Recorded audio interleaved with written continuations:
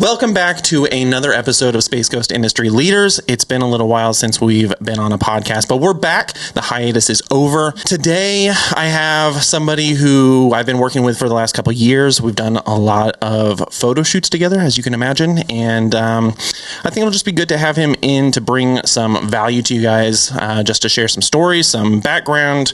Maybe you can learn something for your future, but I feel like it'll just be an entertaining podcast nonetheless, even if you don't learn a single thing. So, without further ado, PJ McLoughlin, welcome on. What's up, man? So, I just want to give the people a little bit about like where you're from, who you are. I think a lot of people know you're from California, but I'm just going to like let the people know that don't know that you are from California. Yes. So let's just talk about that a little bit. California, you grew up there. What's your story? Northern California, not Gotta Southern. be specific. Yes. Everybody's from Southern California, from Northern California. Grew up in the Bay Area, large Bay Area, right? Mostly South Bay. Most people know it for Apple and Google and the Meta now, right? And all of those sort of things. But great place to grow up. We had 45 minutes to Santa Cruz and 2.5-ish hours to Lake Tahoe. That's fun. So, and then like 3.5 hours to Yosemite, where I spent a lot of time because Yosemite is free. So what were like the things that you were doing there as a kid? Were you snowboarding? Were you longboarding? No, I ride sticks. All you slowboarders out there hate me for Slowboarders. But I rode with a bunch of guys that were snowboarders, but we had a great time. Started skiing when I think I could ski before I could walk. That was fun.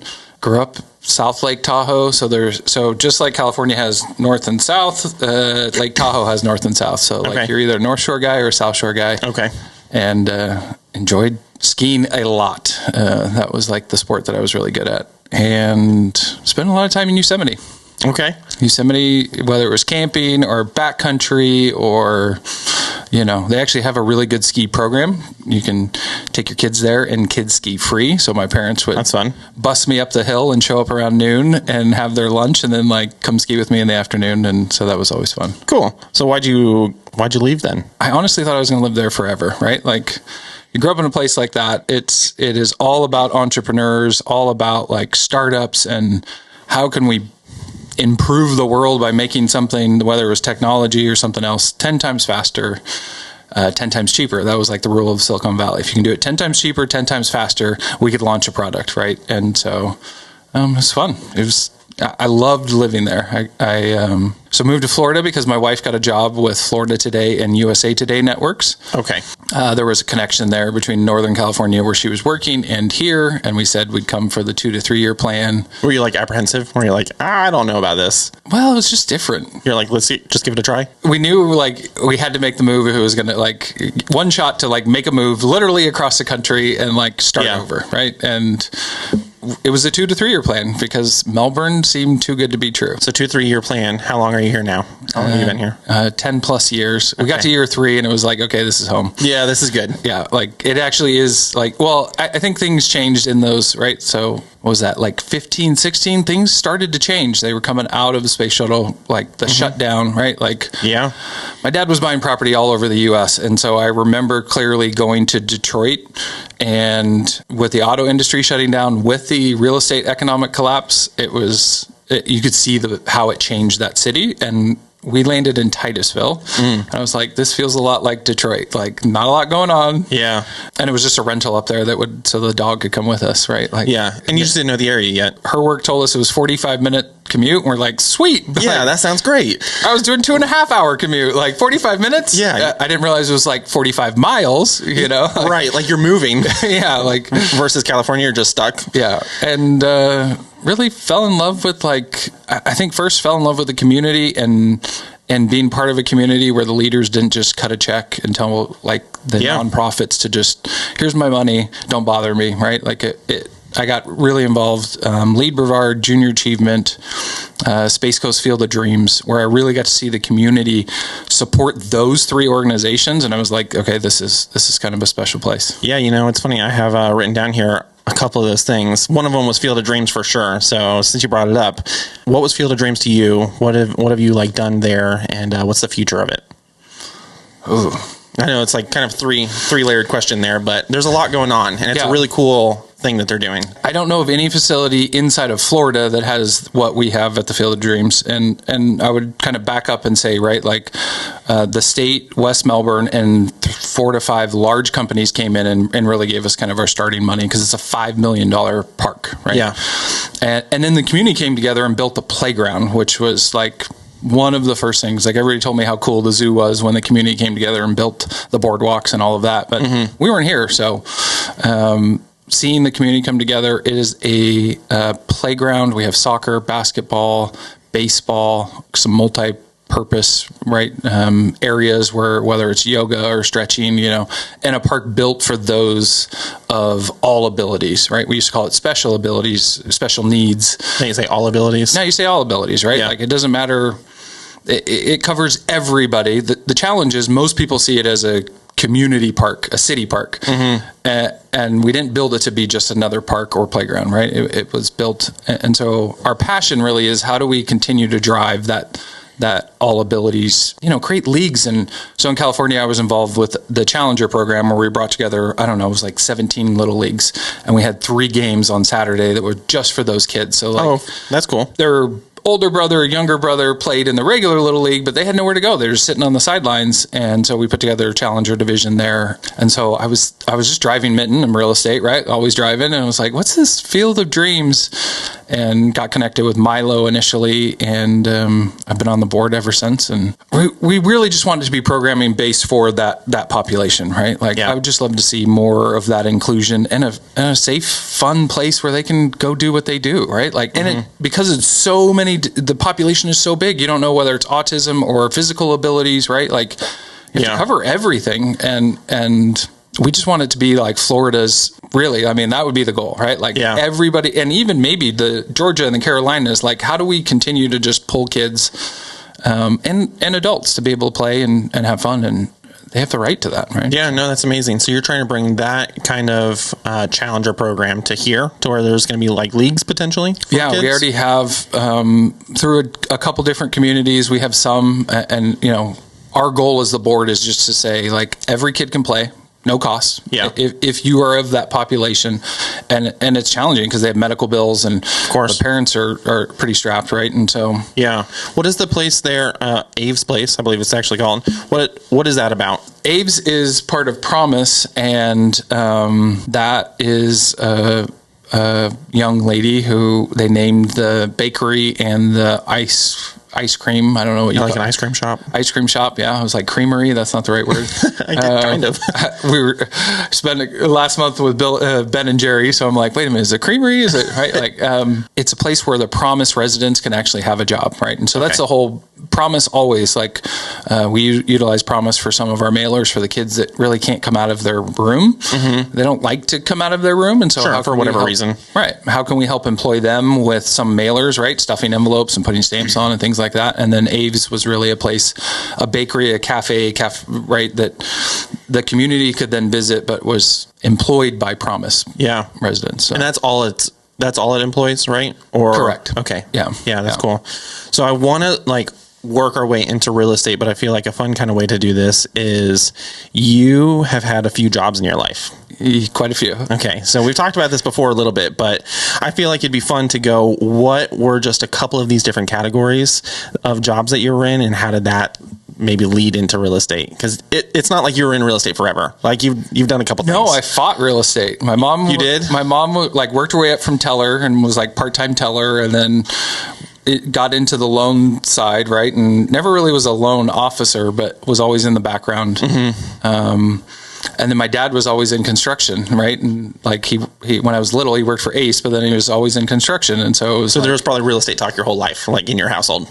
All the time. Yeah. My mom was writing the loans. My dad was the guy on the other side. My, dad, small business, always trying to figure it out. And I swore to myself, I would never be self-employed. I would never, right? Like, even though you're an entrepreneur, you're like, hey, I'll just go plug into a Google, right? Yeah. Like, hey, Mr. Jobs, give me a job.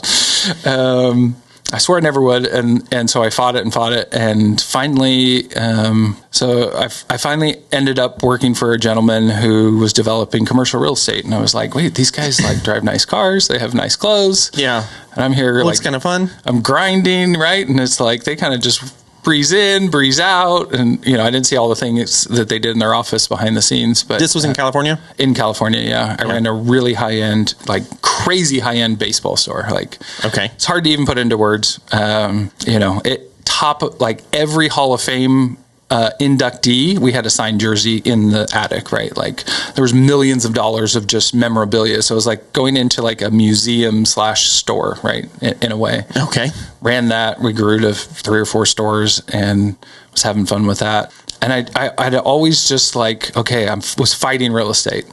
I didn't want to go into that sector because I was like, you know. So when you got into it, then you're working for that construction company? No, they were literally like the only local I would say is like the Duda family. They would go in and build massive like open air shopping centers. So what was your job with them? What was your part in that? At first, it was interviewing we have 1,000 square feet and this restaurant wants to come in. Like I always use the term like, because it was one of my first, it was the Golden Walk, right? And they're trying to figure out like how they're going to manage to grow and stay, you know, fight the 80 or 90% failure rate of restaurants. Yeah. When you have an anchor like Starbucks and Jamba Juice and like big time players, right? Like next to you, and you're this little restaurant that you're hoping to get some sort of market share, right? And so I was just sitting in on all those interviews at first. And did you get your real estate license during that period? No, I was just,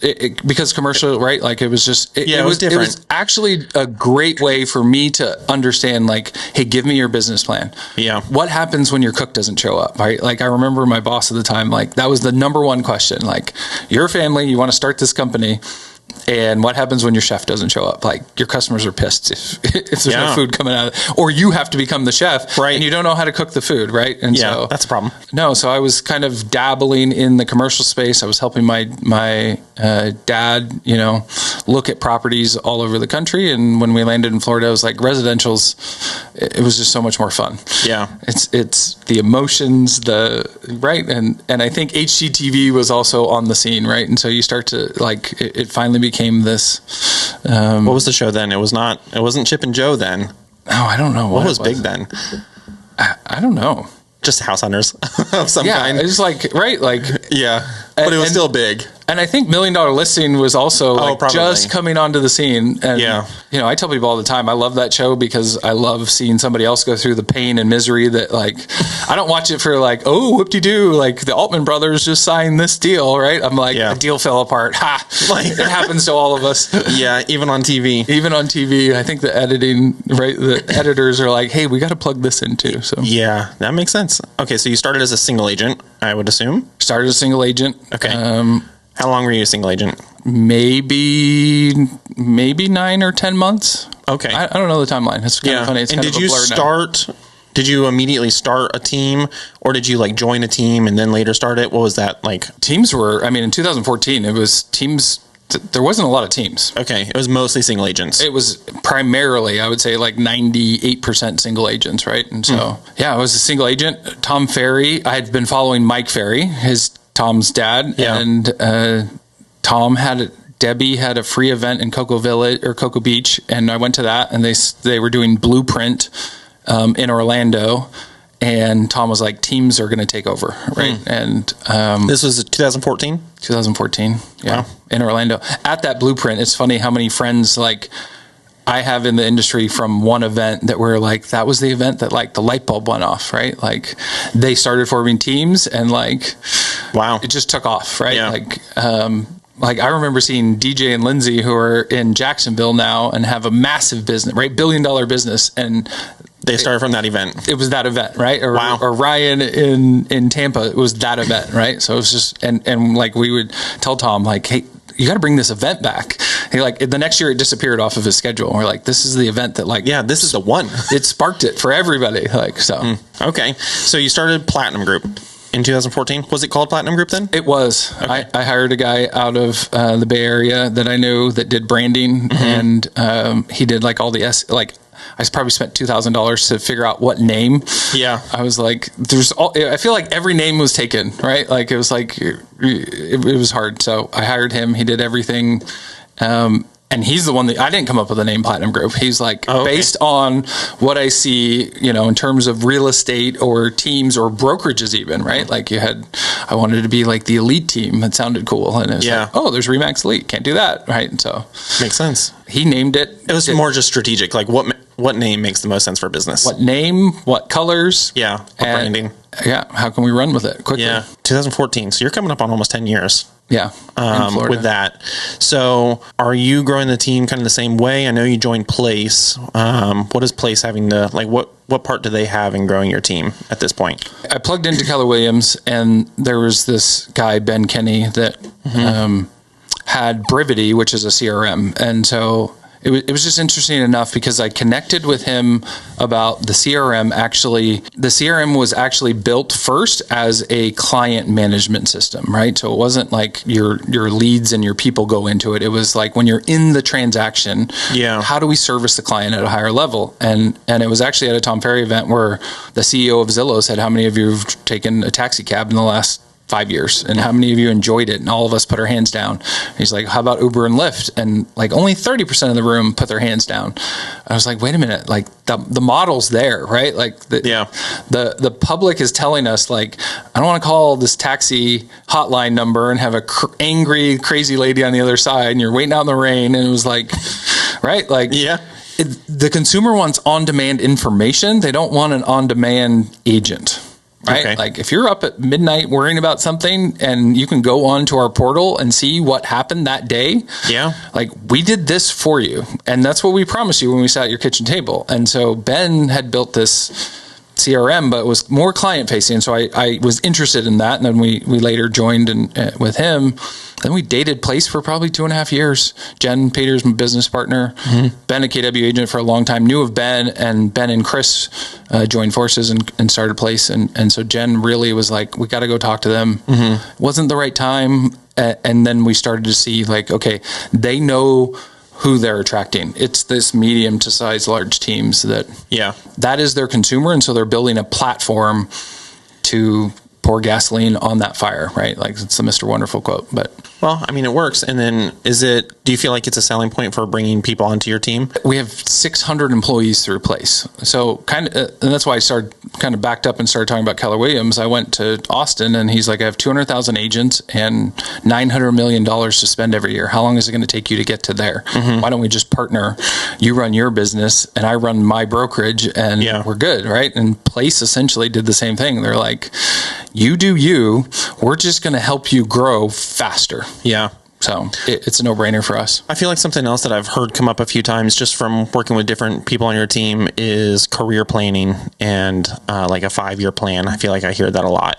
Is this something that Platinum Group like just always offers or always works through with their agents? Yeah, hands down, right? Like it's always what does that look like? What's our 1-year goal? What's our 3-year goal? What's our 5-year goal? And when I'm writing that plan with our agents, I'm literally trying to take that 5-year plan and make it a 3-year plan, right? Okay. Like, how do you pour gasoline on it, right? And so it's like Gary Keller, and he's living proof of it, right? You can be anywhere you want to be in 5 years if you work hard for 5 years. You like Alex Hormozy, one of our favorites, right? Yeah. Like you just put your head down and work. You can be anywhere you want to be. You say you want to be a millionaire, go do it, right? Yeah. And so that's what we're like. It's just funny because even in my household with a banker who is involved with junior achievement that talks about like financial literacy, we really didn't talk about money and like how you save money and how you have compound interest and right. So for me, it's like almost it's the same as I'm trying to teach at the high school level to these high school kids about how money, like don't think of money or wealth as a dirty word. Through JA, you mean? Through JA, right? Like through junior achievement. So that's one of the organizations that I'm passionate about, right? Yeah. And they want to teach financial literacy, and why not teach that and wealth building to our agents, right? Yeah, it makes sense. I feel like a lot of agents, just outside perspective, are always just chasing that next commission check. Oh, work till I'm 70 and it's easy. Yeah. Right. But it's like you had some, wealth management or some financial literacy. It's like you could really plan your future. Yeah, like have an exit strategy if you choose to. Like it's okay if you want to work till you're 70 and keep selling. Great, fantastic, right? Like love that. And if there's an exit strategy, hopefully you get out of a little bit of the rat race. Yeah, absolutely. Okay, I think we're getting close to the end here, but I want to ask something a little interesting. what do you think? I mean, we're kind of diving into like who you are, your background, and real estate. But what is something that people just don't know about you? Maybe even like good friends, like that would just not suspect. Like, do you wear fuzzy socks to bed? Nope. I don't know. That's a hard one. I know. I thought it might throw you off a little bit. I'm a pretty transparent guy, right? Okay. Like, I had this like limiting belief for most of my life. Okay. And then I just like somewhere in my 20s, it just like. What was the moment? There wasn't like a moment, right? It was just like, all right, we can go do that. I don't know. Yeah. But I had that limiting belief most of my, like I was an average student, and I believed that like, oh, if you're an average student, you're just an average adult, right? Mm-hmm. Like it was kind of brainwashed, and I believed it. I was like, oh, I was a decent student athlete. Yeah. Oh, I was like the millions of student athletes, I didn't make it anywhere in the career that actually paid me any money to play sports. And then you're like, now what do I do with my life, right? And so yeah, I think it's that if that's a powerful switch that. It's like once you really understand, hey, I can do anything in 5 years, and your perspective switches on everything. Anything. So, people see me and they're like, oh, it's amazing how successful, or I'm intimidated by, somebody was like, I'm intimidated by you. I'm like, why? I'm like, I was you, right? Like, yeah, just figure it out mentally, and it's what you put in between your ears, right? Yeah. Like in today's world, just don't listen to the BS. Put some positive stuff into your ears. I really like the whole like input output equation, I guess we'll call it, where it's like if you're just putting in effort, time, energy, and everything, you're going to get it back in some way. So rather than just sitting here and your input is just negativity into what your limiting beliefs or whatever it may be, if you're putting in some input that, whether it's reaching out to prospective clients, you're making cold calls, it's like that input will equal an output. Hands down, right? Yeah.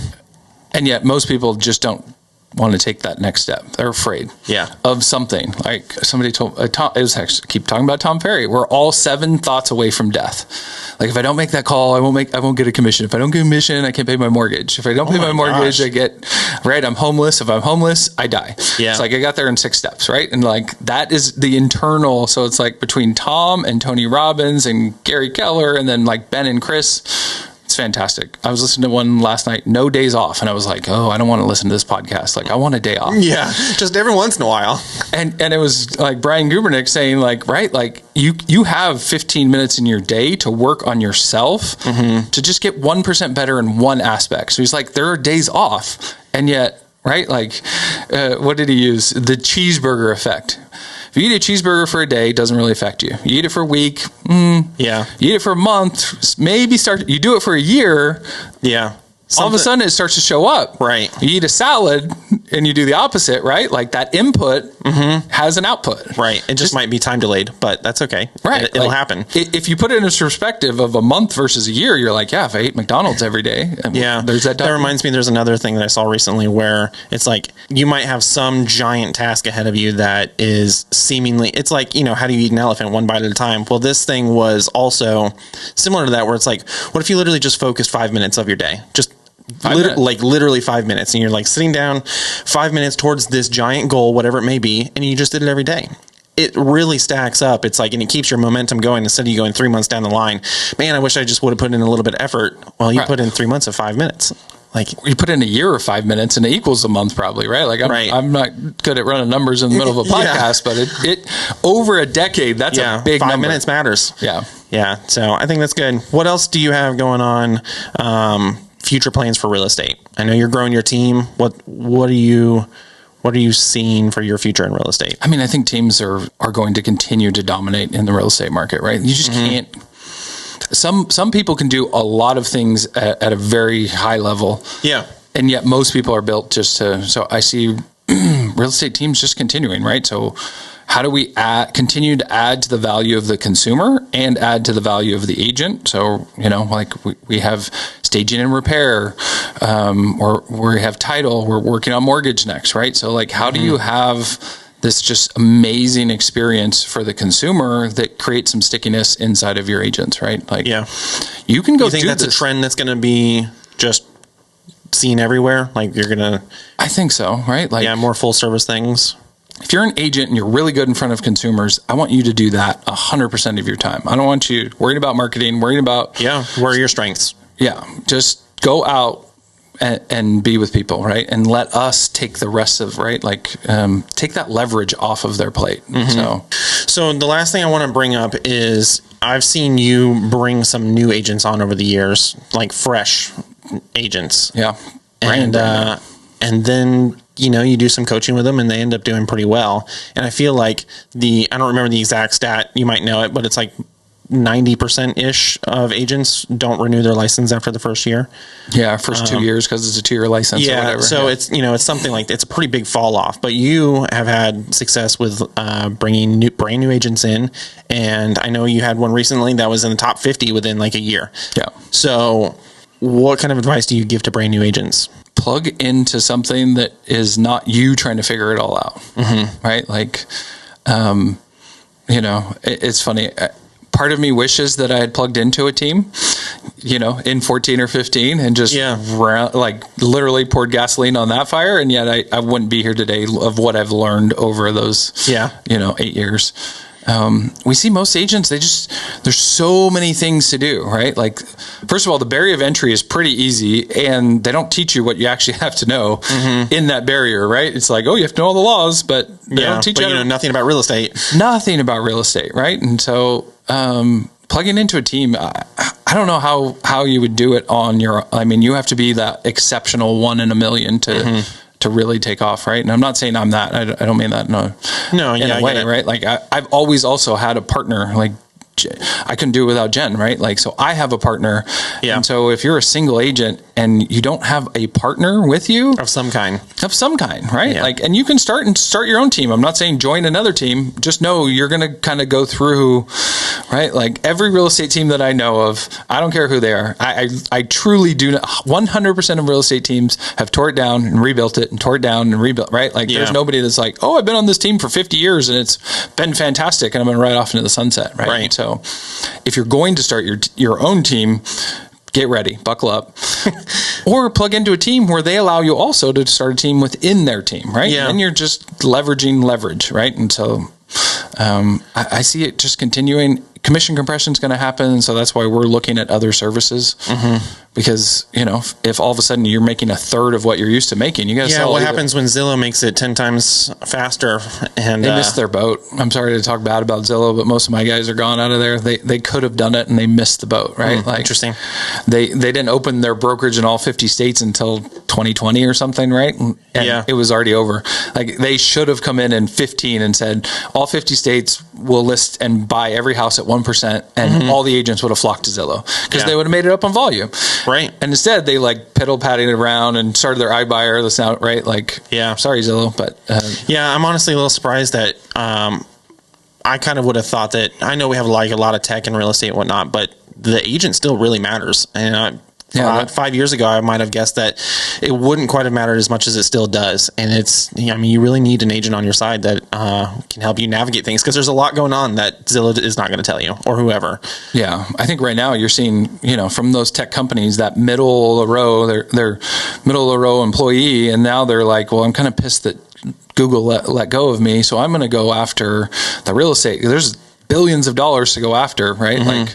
I think buyer's agents are going to have a hard time in the normal market in the years to come because they'll be the Uber of a buyer agent. Yeah. I want to go see 123 Main Street. Great. Yeah. Agent will meet you there in 10 minutes. Right. They'll write the offer. You don't know who it is, but they'll meet you there. They'll meet you there. They're one of our preferred agents that's been trained up and not brand new. It'll be immediate. It's not like, hey, do you have time to do this? It's order an Uber and boom, go. Yeah. So it's going to get hard, right? Like the landscape will continue to change. And that's why it's so important for our team to build wealth. Yeah. It doesn't matter if Zillow or pick a company. I don't think it's going to be Zillow. I think it's somebody like Amazon that says you have an Amazon home account, and when it's time to list your home, you list it with us, and we save you money, and we have all our preferred vendors, and right. They just build a massive network. It's going to be a big dog that comes in, and Zillow just kind of like everybody's so worried every week. Zillow, what about it? Yeah, it's not going to be them. They missed their opportunity in that arena, I believe, personally. Well, I guess we'll see. All right, man. That's all I got for you. Thank you. Yeah, thank you for coming in. It was a good one. Guys, hit the subscribe button and, notification bell, all that stuff. All right. I'll see you guys in the next one.